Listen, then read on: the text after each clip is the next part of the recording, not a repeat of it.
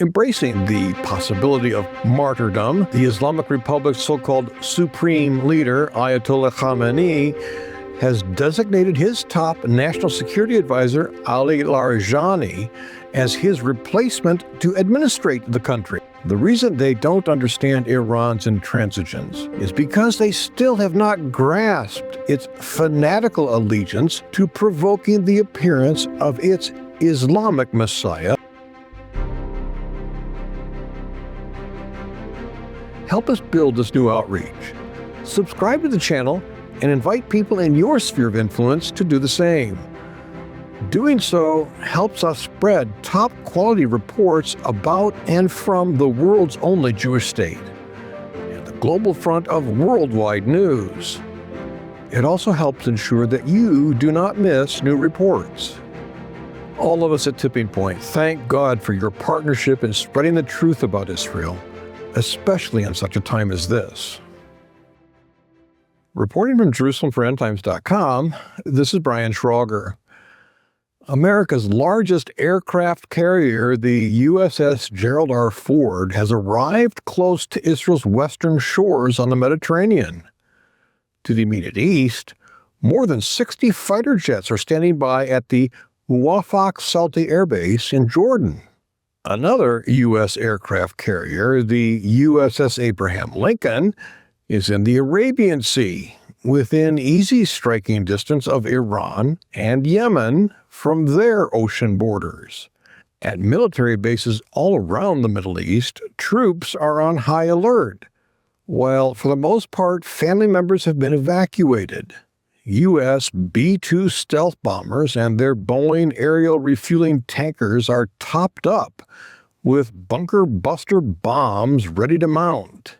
Its Poseidon submarine hunter aircraft is patrolling the Strait of Hormuz, and it is a virtual certainty that American nuclear submarines are everywhere in the mix. For their part, a number of countries have ordered or requested their citizens to leave Iran as soon as possible. So far, they include the UK, Canada, France, Germany, Australia, New Zealand, Japan, South Korea, Switzerland, the Netherlands, and of course, the USA. Meanwhile, in Jerusalem, Israel's war cabinet has developed intricate plans to defend the country, not only from Iranian missiles, but also from attempts by Hezbollah in Jordan, the Houthis in Yemen, and Hamas still in Gaza from joining any assault authorized by Tehran. Accordingly, the IDF is on high alert. In the face of all these things, Iran continues to reject discontinuance of its uranium enrichment program and refuses to halt aggressive rearmament of its ballistic missiles. In fact, with 1/3 of U.S. military might just off its shores, it openly threatens the U.S. and Israel, bragging that its missiles can easily strike targets inside the Jewish state. Embracing the possibility of martyrdom, the Islamic Republic's so-called supreme leader, Ayatollah Khamenei, has designated his top national security advisor, Ali Larijani, as his replacement to administrate the country. What's more, the New York Times reports that, according to 6 senior officials and Guard members, Ayatollah Khamenei has issued a series of directives. He has named 4 layers of succession for each of the military command and government roles that he personally appoints. He's also told everyone in leadership roles to name up to 4 replacements and has delegated responsibilities to a tight circle of confidants to make decisions in case communications with him are disrupted or he's killed. It continues, Iran is operating on the basis that U.S. military strikes are inevitable and imminent, even as both sides continue to engage diplomatically and negotiate on a nuclear deal. In fact, Iran has placed all of its armed forces on the highest state of alert and is preparing to fiercely resist. Why is the Islamic Republic so ready to sacrifice itself? In the face of overwhelming military force, why is it so resistant to U.S. demands? U.S. Special Envoy Steve Witkoff claims that President Trump is curious why Iran has not capitulated, although it's likely that Witkoff and his negotiating partner Jared Kushner are much more curious than President Trump. The reason they don't understand Iran's intransigence is because they still have not grasped its fanatical allegiance to provoking the appearance of its Islamic Messiah, the Mahdi. In Israel, delays in U.S. military action against the imams of Iran are largely blamed on the insistence of Witkoff and Kushner to continue negotiations. According to Jerusalem, continuing the talks only serves to give Iran time to squash internal rebellion, rearm, reposition assets, and plot its counterattack, which will begin with targeting Israel. As for President Trump, most here believe that in the end he will take action, hopefully to remove the Islamist regime.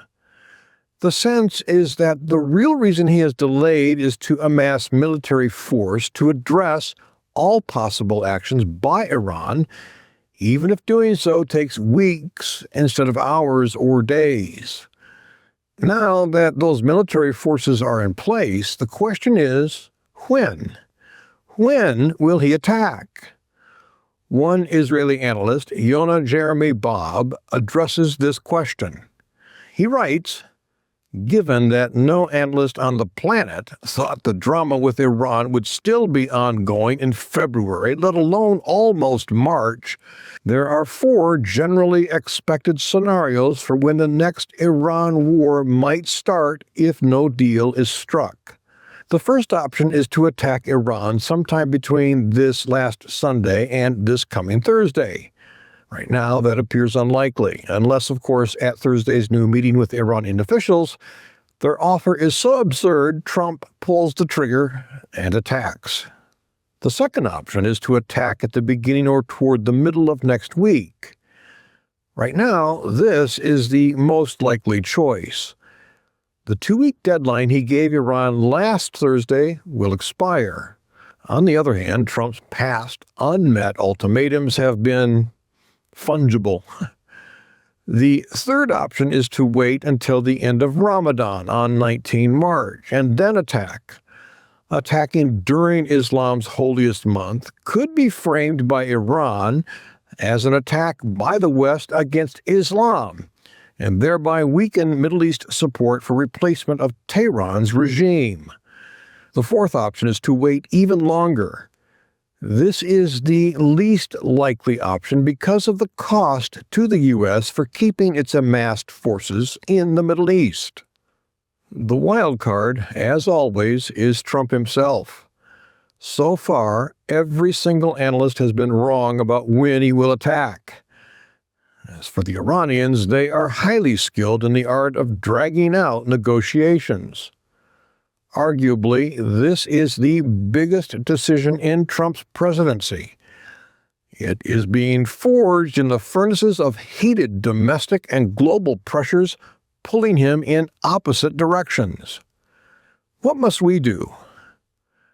More than ever, we need to pray that President Trump, Prime Minister Netanyahu, and all of their top military advisors clearly hear, recognize, and obey the counsel of Israel's divine protector, who is, of course, also ours. The decibel levels of conflicting human counsel and inner voices of the flesh are deafening. Pray they are muted so that the still, small voice of God's Spirit is unmistakable and clear. Once again, one last thing before signing off. There are a lot of Israel-related stories that don't make it into these weekly video reports. They range from biblical archaeology discoveries to human interest stories, on-location visits, behind-the-scenes insights, and tools for building your arsenal of defense for the world's only Jewish state, which is the apple of God's eye.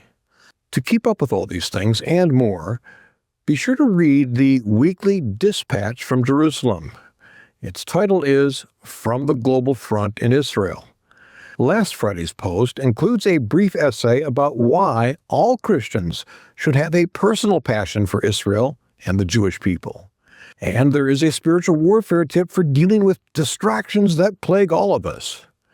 Each week's dispatch includes at least 10 top stories from the week, spiritual warfare tips, and reports of anti-Semitic outbreaks around the world. Be sure to read, share, and use the information. Let's armor up. Reporting from Jerusalem for endtimes.com, thanking God for you, and until next time, this is Brian Schrauger. Thank you for making the time to engage with this report. To watch future reports without advertisements and to stay informed with the latest insights from Jimmy Evans, Mark Hitchcock, and experts from around the world, including Israelis living right here in the Jewish state, and for only $7 a month, I urge you, become a subscriber at endtimes.com. Sign up today.